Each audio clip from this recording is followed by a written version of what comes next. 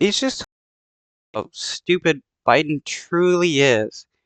He thinks that his pretend support of the Palestinian people is going to trick Americans back into voting for him, while at the same time he gives as much money and arms to the Israeli government, who is committing genocide against the Palestinian people, as well as creating and expanding the illegal settlements in the West Bank, which is illegal under international law. Like, I mean, I understand Biden is like almost 100 and he's developing dementia and becoming stupid, but does he truly believe that everybody else is this stupid as well? State of the Union address, President Biden reiterated his support for Israel's mission to eliminate Hamas in Gaza. But he also said Israel has a responsibility to protect innocent civilians and warned Netanyahu's government that humanitarian aid cannot be, quote, a bargaining chip.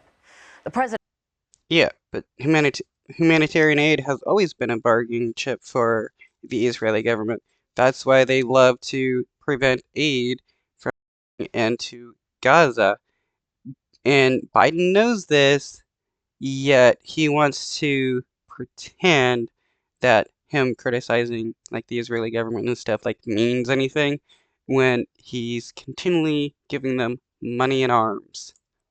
The president also announced plans to create a temporary port on Gaza's coast to help increase the flow of aid into that enclave. Chris Livesay has been following all of this from Jerusalem. So, Chris, my question to you is, what stood out the most to you with the address last night?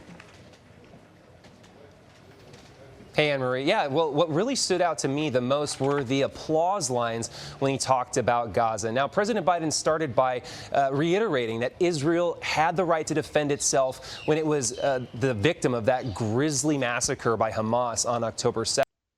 Okay, so yeah, nobody denies that the Israeli government has the right to self-defense. All nations have the right.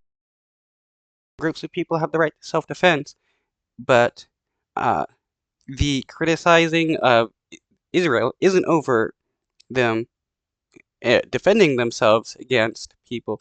It's the Israeli government murdering innocent civilians. I hate when these Democrats constantly claim that the Israeli government is just trying to exercise its right to self-defense when it's obviously that's not what it's doing. The Israeli government is not defending itself when it airstrikes hospital, UN shelters, schools, and residential areas, nor is it self-defense when the IDF goes into the West Bank and raids various Palestinian houses and Israeli terror sellers go out and kill people. Like, come on. The entire world uh, has awakened to what the Israeli government is actually doing and what they actually stand for. And no matter what lies Biden tells, it's not going to work. But what really got progressives to get up out of their chairs and applaud, progressives who have been extremely critical of Biden's support of Israel in its war effort, was when he said that Israel also had the responsibility to protect civilian lives on the ground in the Gaza Strip. Yeah, but is the Israeli government doing that? No, because what happened like a week ago? The Israeli government shot upon a group of Palestinians trying to get food from an aid convoy. Uh, what, 100 people died? 750 people were injured? The Israeli government has admitted that the IDF shot upon people? For the leadership of Israel, I say this. Humanitarian assistance cannot be a secondary consideration or a bargaining chip.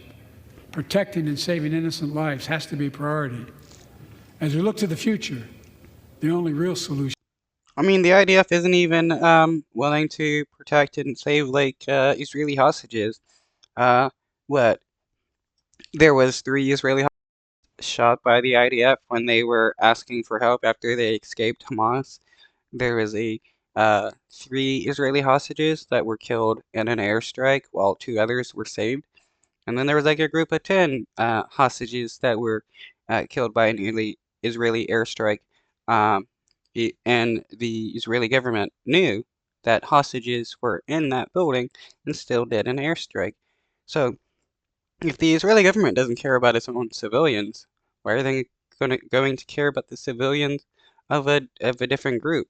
I mean, the Israeli government is even willing to label their own people as traitors and jail them just for not joining the IDF or just criticizing the Israeli government for their genocide.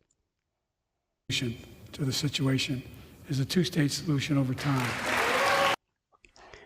Okay, Biden just said that the solution to peace is a two-state solution. So why then do you support the Israeli government who only supports a one state, the Israeli state? That is, Biden, come on. If you want to actually be honest and truthful, you wouldn't continually lie here. Now, the key phrase that you may have missed at the end there was over time. The Biden administration has been insisting on a two-state solution, not just for the Palestinians, but also for the long-term security interests of the Israelis. But just considering the conflict, the tensions, political and otherwise, it just doesn't seem like something that's going to happen overnight. The president also I mean, if Biden truly supported a two-state solution, he wouldn't be defending the Israeli government so hard as he does, claiming that every single thing that they do is like self-defense. And then he would also support the Palestinian Authority and the West Bank that government does want a two-state solution. But does he support the Palestinian Authority? It does not seem like it, because he says barely anything about the IDF and the Israeli government raiding people in the West Bank and creating more illegal settlements, which is illegal under international law. So anybody who claims that the Israeli government is actually following international law is outright lying, because they haven't been with all these illegal settlements that the Israeli government funds. also announced the construction of a temporary humanitarian bridge, a temporary humanitarian pier right off the coast of the Gaza Strip, and that the U.S. military would oversee that. He emphasized that that does not mean U.S. boots on the ground, but it would mean critical aid coming to people who Okay, so what is the United States going to do once the Israeli government bombs the pier, claiming that Hamas is controlling or that there's underground tunnels underneath this pier, so they have to bomb it, or whatever other excuse they want to create? so desperately needed, who, as we speak, some of whom are literally dying of starvation. So we're talking about water, food, medicine, and shelter. Just remember, the same guy that is supporting the Israeli government, who is starving Palestinians, claims he cares about the Palestinians. The people that are being starved by the Israeli government is being supported by Biden. The Israeli government is starving Palestinians, and Biden supports the Israeli government doing that. We cannot forget that. He wants to claim that he's a good guy and he supports human rights and stuff like that. But how can you actually support, people not being starved to death when you're funding the person starving people to death? That's like claiming to be against, uh, gun violence while uh, actively giving guns to people are murdering people. It would make no sense whatsoever. However, what he didn't mention is just how long it's going to take to build something like this. It needs to be shipped in, but that ship is currently in. It's supposed to be like 45 to 60 days, which is relatively a long time when you're dealing with war, and the Israeli government is massively murdering tons of people on the daily basis. Virginia, that means crossing the Atlantic, crossing the Mediterranean. When it's all said and done, Anne Marie, it's going to be at